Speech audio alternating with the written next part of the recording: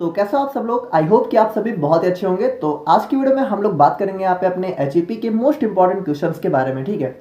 और यहाँ पे देखो, आज की वीडियो स्टार्ट करने से पहले मैं आप लोगों को कुछ चीज़ें बता दूँ कि जो हमारा यहाँ पे ह्यूमन एनाटॉमी एंड फिजियोलॉजी का पेपर है, ठीक है, तो वहाँ पे आप थ्योरी कितनी लिख रहे हो उससे बहुत ज़्यादा मैटर ये करता है कि आप फिगर कितना बना रहे हो, ठीक है। यानी बात की जाए तो अगर आपसे क्वेश्चन में पूछा गया है कि उसका जो है वेल लेबल डायग्राम बनाइए, तब तो आप लोग को फिगर बनाना ही है। लेकिन अगर आपसे नहीं भी पूछा गया है तब भी अगर आप लोग को जो है क्वेश्चन से रिलेटेड अगर कोई फिगर आता है तो फिगर आप लोग को जरूर बना के आना है, ठीक है। तो फिगर यहाँ पे बहुत ज़्यादा इंपॉर्टेंट रोल प्ले करता है हमारी एचईपी के अंदर। तो यहाँ पे इस चीज़ को आप लोग समझ गए होंगे। और अब हम लोग यहाँ पे बात करते हैं अपने इंपॉर्टेंट क्वेश्चंस के बारे में।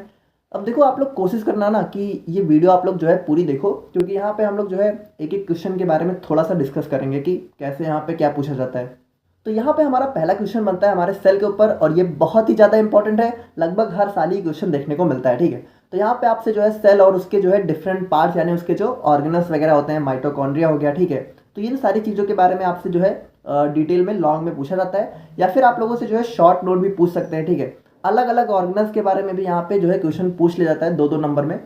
अब देखो, एक चीज़ आप लोग को और क्लियर कर दूं कि यहाँ पे हम लोगों ने जो भी क्वेश्चन लिए हैं वो सारे हमारे लॉन्ग में, ठीक है, यानी 7 या 10 नंबर या फिर 5 नंबर में।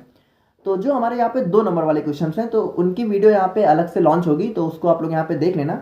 बाकी यहाँ पे हम लोग बेसिकली यहाँ पे लॉन्ग क्वेश्चन के बारे में बात करेंगे। तो पहला क्वेश्चन हमारा हो गया यहाँ पे सेल के ऊपर। तो यहाँ पे आप लोग को बहुत ही अच्छे से डायग्राम वगैरह बना के आना है। सेल का डायग्राम तो आप लोग को जरूर जो है प्रैक्टिस कर लेनी चाहिए। और दूसरा हमारा यहाँ पे इंपॉर्टेंट क्वेश्चन बन जाता है होम्योस्टेसिस के ऊपर। तो इसके अंदर हमारी यहाँ पे पॉजिटिव और नेगेटिव फीडबैक मैकेनिज्म होती हैं, तो दोनों को आप लोग को काफ़ी अच्छे से पढ़ना है। और थर्ड क्वेश्चन हमारा यहाँ पे बनता है structure and function of plasma membrane, और बहुत ज़्यादा important transport mechanism across cell membrane या फिर प्लाज्मा मेम्ब्रेन। देखो, सेल मेम्ब्रेन प्लाज्मा मेम्ब्रेन दोनों एक ही चीज़ है, ठीक है, तो उसमें कंफ्यूज मत होना।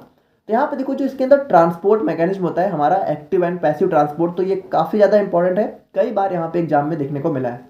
और उसके बाद देखो, ये तीनों बहुत ज़्यादा इंपॉर्टेंट है। और बाकी यहाँ से भी बदल बदल के क्वेश्चन आते रहते हैं, जैसे कि हमारा यहाँ पे सेल डिवीजन हो गया। तो सेल डिवीजन के अंदर भी हमारे 2 प्रोसेस होती है, माइटोसिस और मियोसिस। तो माइटोसिस हमारा सबसे ज़्यादा पूछा जाता है, मियोसिस के बहुत ही कम चांस होते हैं। और उसके बाद हमारे यहाँ पे सेल सिग्नलिंग या फिर सेल कम्युनिकेशन से भी क्वेश्चन देखने को मिलता है। और टिश्यू के अंदर देखो, मेनली हमारे यहाँ पे 4 टिश्यू हैं, ठीक है। तो थोड़ा थोड़ा आप लोग सबके बारे में पढ़ लेना। बाकी जो हमारे यहाँ पे एपिथेलियल और कनेक्टिव टिश्यू है, तो इसके बारे में आप लोग थोड़ा सा डिटेल में पढ़ लेना। बाकी कभी कभी आप लोगों से नर्वस टिश्यू भी पूछ लेते हैं। मस्कुलर टिश्यू बहुत कम पूछा जाता है, ठीक है, मसल टिश्यू नहीं पूछा जाता है। और यूनिट सेकंड की यहाँ पे बात करें तो यहाँ पे हमारा सबसे ज़्यादा इंपॉर्टेंट क्वेश्चन बन जाता है structure and function of skin. अब इसको आप लोग को बिल्कुल नहीं छोड़ना है, इसको पूरा पढ़ना है, ठीक है। और इसको हम लोगों ने पूरा सेपरेट वीडियो में जो है क्लियर किया हुआ है। और सेकंड क्वेश्चन की बात करें तो ये भी हमारा बहुत ज़्यादा इंपॉर्टेंट हो जाता है, जिसमें हम लोगों से जॉइंट्स के बारे में पूछेंगे। और उसके बाद स्पेशली यहाँ पे साइनोवियल जॉइंट्स के ऊपर क्वेश्चन पूछा जाता है। और उसके बाद यहाँ पे आप लोग को कभी कभी जो है structure and function of long bone के ऊपर भी क्वेश्चन देखने को मिलता है। देखो, यहाँ पे जो लगभग हर साल ही आते हैं, तो उनके आगे मैंने वेरी इंपॉर्टेंट लिख दिया है, लेकिन आप लोग को छोड़ना कुछ नहीं है। एटलीस्ट इतना तो आप लोग को पढ़ के जाना ही जाना है, ठीक है।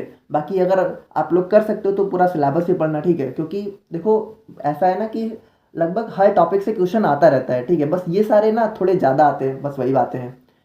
और यहाँ पे बात करें तो जो है हमारी स्केलेटल सिस्टम के अंदर जो हमारा एक्सियल स्केलेटन हो गया और एपेंडिकुलर स्केलेटन हो गया, तो उसको भी आप लोग थोड़ा देख लेना। बेसिकली यहाँ पे जो हमारा स्कल और वर्टिब्रल कॉलम है, तो इसको आप लोग ज़्यादा अच्छे से देख लेना।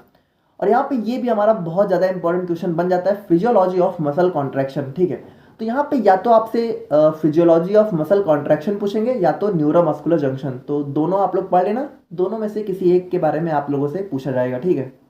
और बात करें हम लोग यहाँ पे यूनिट थर्ड की, तो यहाँ पे हमारा बहुत बहुत बहुत ज़्यादा इंपॉर्टेंट क्वेश्चन आ जाता है हीमोस्टेसिस, या फिर इसी को हम लोग यहाँ पे ब्लड क्लॉटिंग या फिर ब्लड कोगुलेशन के नाम से जानते हैं।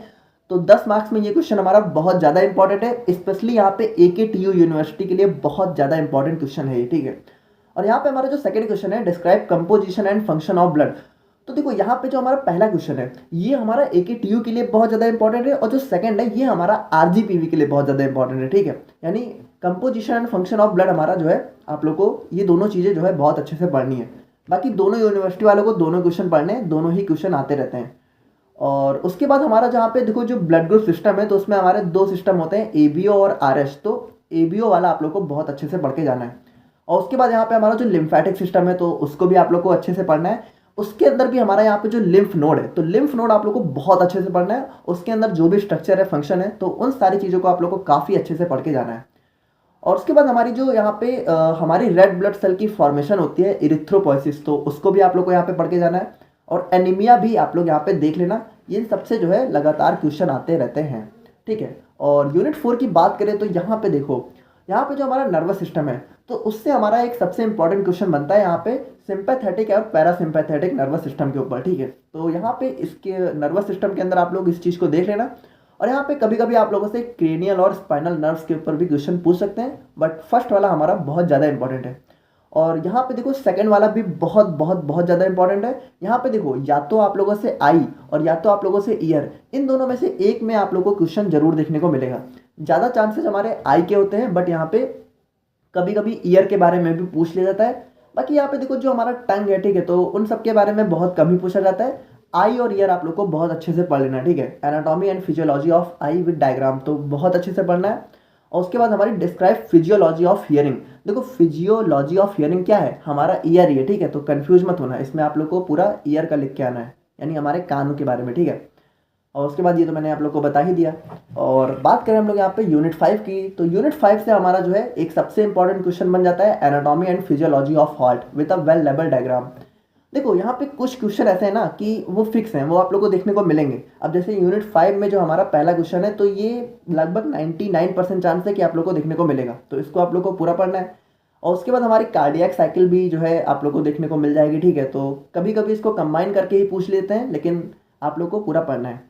और उसके बाद यहाँ पे रेगुलेशन ऑफ ब्लड प्रेशर भी हमारा काफ़ी ज़्यादा इंपॉर्टेंट है, ठीक है। और फिर right a note on ECG electrocardiogram बहुत ज़्यादा इंपॉर्टेंट है। और फिर यहाँ पे कभी कभी ब्लड वेसल से भी क्वेश्चन पूछ लिए जाते हैं, ठीक है। तो इसकी पीडीएफ आप लोग को कल तक डिस्क्रिप्शन बॉक्स में देखने को मिल जाएगी। बाकी इतने क्वेश्चन आप लोग यहाँ पे जरूर तैयार कर लेना, ठीक है। और बाकी देखो अगर आप लोगों ने इतने क्वेश्चन पढ़ लिए तो आप लोग के यहाँ पे 70% नंबर कहीं नहीं गए, ठीक है, 70 to 80%। और अगर आप लोग की किस्मत अच्छी रही तो इससे ज़्यादा कुछ आएगा ही नहीं, ठीक है। तो बाकी ठीक है, हम लोग मिलते हैं नेक्स्ट वीडियो में। Thank you so much.